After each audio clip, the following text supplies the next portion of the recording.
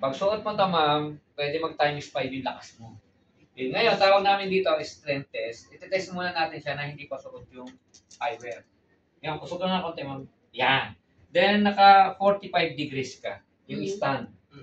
Then, yung kamay mo, ma'am, naka-lock, naka-ganto. Ganyan. Okay.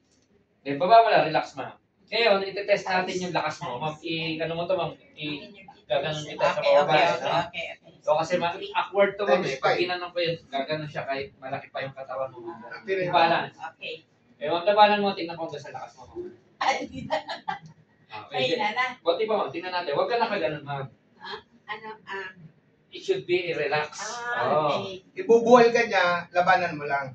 Wala, di ba? Wala. Totoo ba? Bigat si ma'am. Buhat mo, ma'am. 65 kilos. Ah.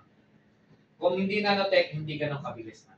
Ano bang? Nanotechnology kasi, mabilis yung transfer niya kasi small. Nanotech. Nano is small.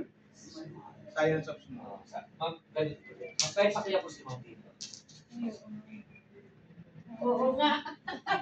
Sobrang balance niya, no? Kahit pa ganun pa yan, ma'am. Kahit pa ganun patagilid, pa yan, patagilid. patagilid. Kahit hilahin ko si ma'am pababa. Kaya niya, ang bitbitin.